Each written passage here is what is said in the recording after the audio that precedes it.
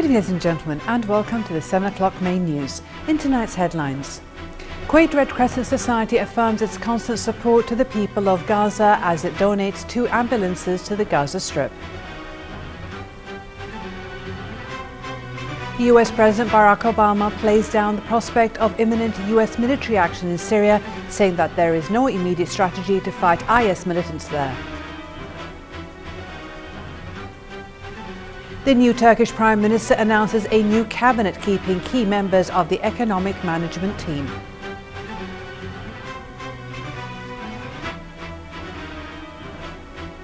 And NATO Secretary General criticises Russia's incursion into Ukraine, reiterating the organization's full support for Ukraine. Kuwait Red Crescent Society today sent off its 4th plane of humanitarian aid to the Gaza Strip in hopes to bring some relief and show its solidarity with the people of Gaza. Our reporter Badriya Saleh was at Al-Maaraj airbase to bring us this story. Kuwait Red Crescent Society shipped off 2 ambulances to Gaza this morning in hopes of aiding medical workers wrought with a heavy burden in the war-torn country. Kuwait Red Crescent Society, or KRCS, is taking particular action in the region in order to show its solidarity and support of the people suffering in Gaza. This is the 4th trip for donation. Today we have 2 ambulances to send it to the Egypt.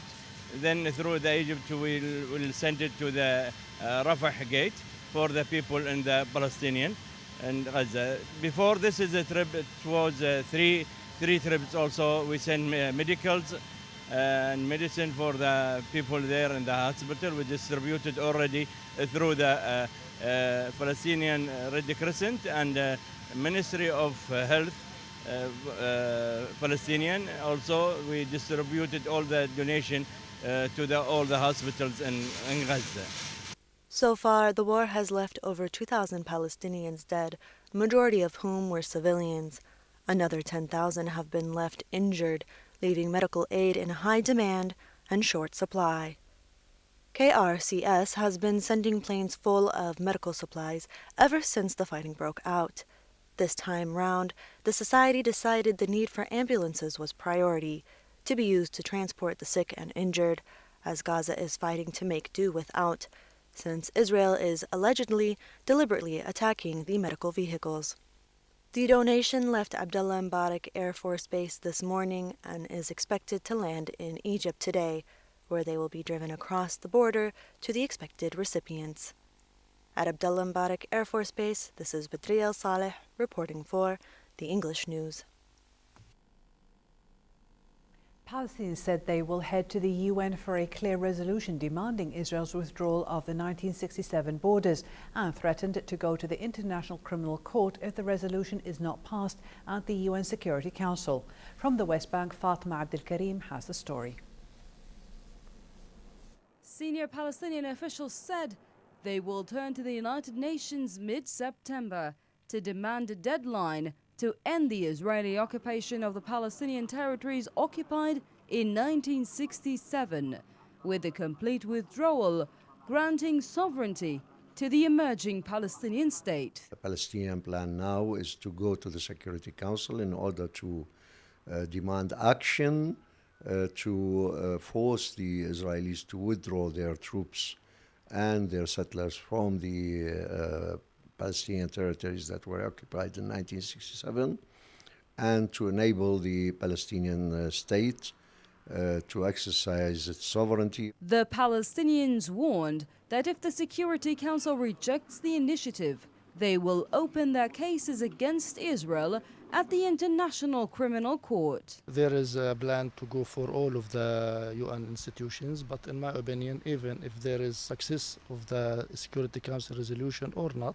we have to go to the ICC because the Israelis criminal war in Gaza, they have to pay the price of that punishment against the Palestinians. Abbas's aide said he is determined to go through this plan under the umbrella of the Arab League, which is meeting in Cairo next week to discuss this matter. By mid-September, Palestinians should have at least initial answers to their new diplomatic efforts.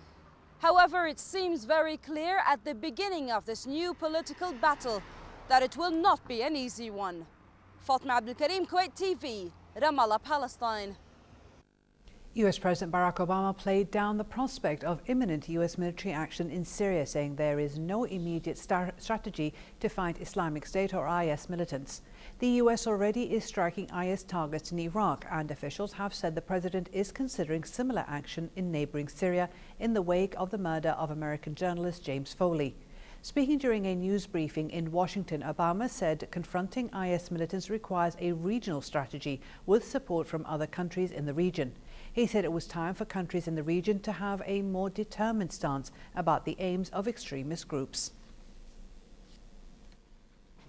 We can rout ISIS on the ground and keep a lid on things temporarily, but then as soon as we leave, the same problems come back again.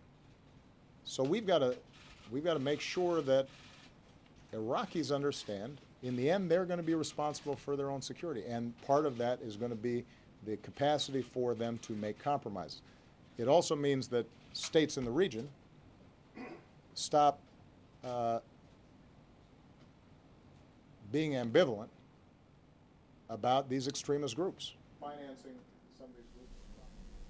The United Nations said 3 million Syrian refugees are registered in neighbouring countries as of today, an exodus that began in March of 2011 and shows no sign of abating. The record figure is 1 million refugees more than a year ago, while a further 6.5 million are displaced within Syria, meaning that almost half of all Syrians have now been forced to abandon their homes and flee for their lives. The vast majority of Syrian refugees remain in neighbouring countries, with the highest concentrations in Lebanon with 1.14 million people. The UNHCR said Turkey came in second with 815,000 refugees, Jordan 608,000 and 215,000 refugees in Iraq, with the rest in Egypt and other countries.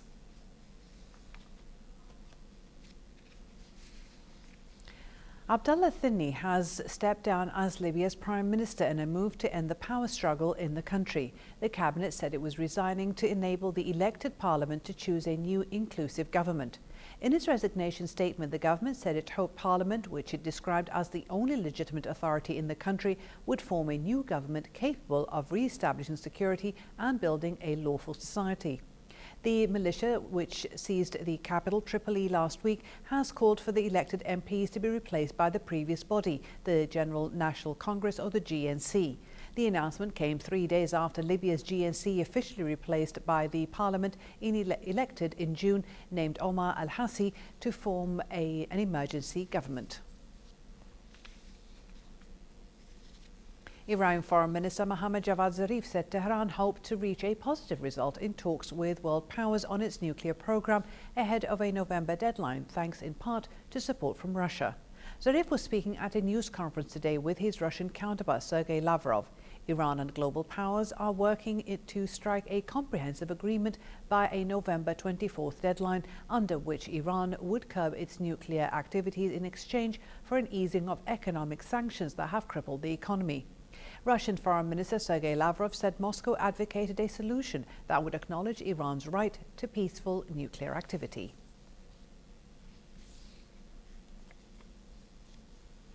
Turkish Prime Minister Ahmet Davutoglu announced a new cabinet today, keeping key members of the economic management team in place. Outgoing EU Affairs Minister and career diplomat Mevlut Cavusoglu became Foreign Minister, replacing Davutoglu. Yalcin Akdogan, an aide to new President Recep Tayyip Erdogan, was named as a Deputy Prime Minister, as was Numan Kurtulmuş, the Deputy Chairman of the ruling AK party. Deputy Prime Minister Ali Babakan, who had responsibility for economic affairs in the last cabinet, the Finance Minister and the Economy Minister all kept their posts, as did the Energy Minister. The new government assumes power at a challenging time for Turkey, with economic growth, one of the pillars on which the popularity of the AK party is based, slowed, and the map of the Middle East being rapidly redrawn around it. Pakistani Prime Minister Nawaz Sharif has denied asking the country's army chief to mediate between the government and protesters who are demanding his resignation over alleged voting fraud. Speaking in Parliament in Islamabad today, he said the army hadn't requested a role, nor had he asked it to mediate with opposition leaders and protesters who have camped outside Parliament for 2 weeks.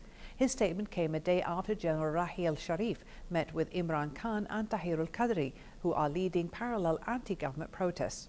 The army chief's meeting with Khan and Qadri came after the two leaders refused to hold any further talks with the government. After the meeting, Khan and Qadri said they had agreed to the army chief's role as mediator and guarantor in further talks with the government.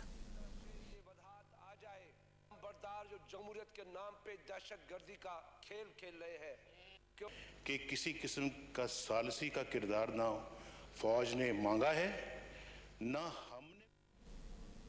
NATO Secretary General Anders Fogh Rasmussen today criticised Russia's incursion to Ukraine and reaffirmed the organisation's full support for Ukraine.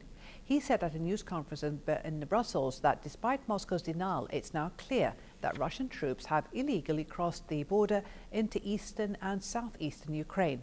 Fogh Rasmussen said NATO would make clear its firm support for Ukraine at a summit in Wales next week, which will be attended by Ukrainian President Petro Poroshenko.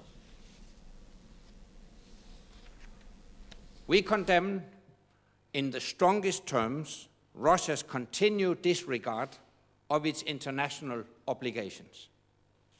We urge Russia to cease its illegal military actions, stop its support to armed separatists, and take immediate and verifiable steps towards de-escalation of this grave crisis.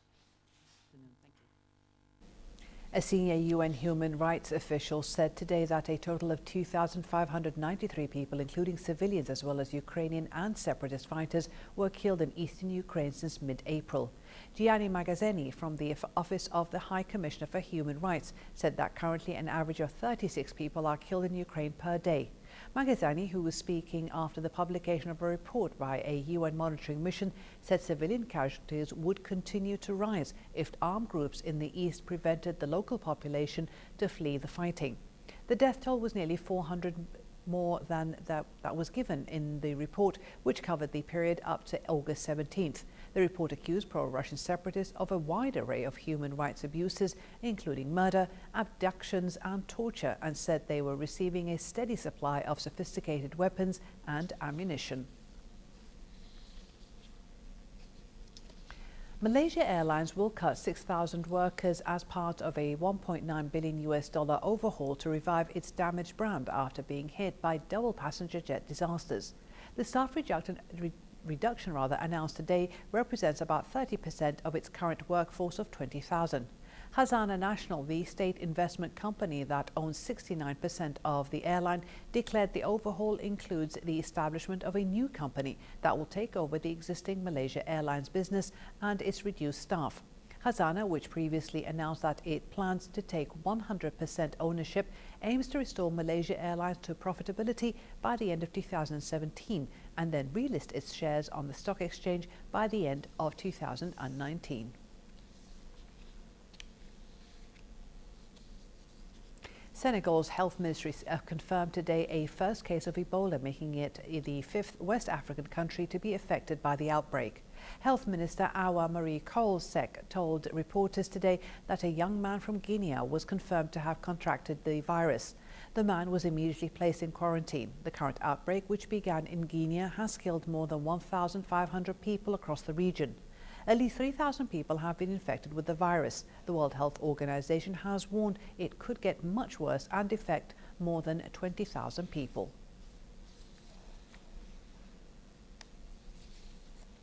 In an effort to support the humanitarian mission of the Central Blood Bank, Kuwait Petroleum Corporation, or KPC, organises regular blood donation campaigns in the oil sector complex. KPC stresses that blood donation is a social and national duty to support the high demand for blood and lack of supply at the country's only blood bank and to help needy patients.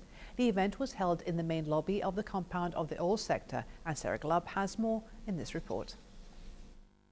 The Department of Health, Safety and the Environment, or HSE, at Kuwait Petroleum Corporation, KPC, launched a voluntary blood donation campaign in cooperation with the Central Blood Bank under the slogan, "The Blood Bank Calls and KPC Responds."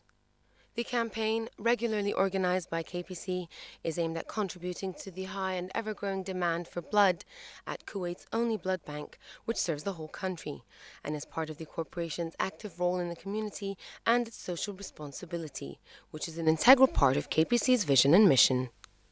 We start our blood campaign as our social responsibility in the Health, Safety, Environment Department in Kuwait Petroleum Corporation. Just when we heard about the shortage in the blood banking, we immediately respond. And this is not the first time we are doing such campaign for blood donation. It's mainly a regular campaign. We usually do it. As you see here, all the employees from KPC as well as the Ministry of Oil, they are participating in this campaign, in the blood donation. And I hope we meet the requirement of the blood banking in Kuwait. The campaign's swift reaction and immediate response to compensate for the lack of blood supply at the blood bank reflects the extent of the institution and its staff's interests in serving all segments of the society and reflecting the deep sense of responsibility and social participation.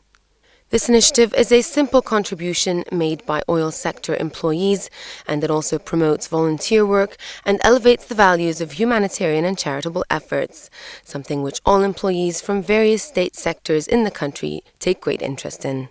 From the oil sector compound in Ahmadi area, this is Sarah Gleb reporting for English News. For a chance to see our reports again, please visit our YouTube channel at MOI Kuwait News. And to recap tonight's news, here are the headlines once again. Kuwait Red Crescent Society affirms its constant support to the people of Gaza as it donates 2 ambulances to the Gaza Strip.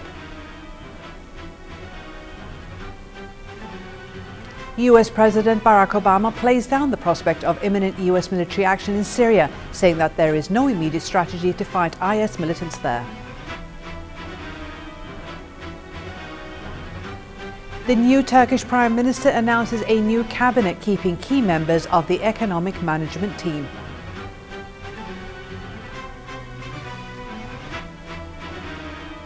And NATO Secretary General criticizes Russia's incursion into Ukraine, reiterating the organization's full support for Ukraine. Thank you for joining us. Have a good evening.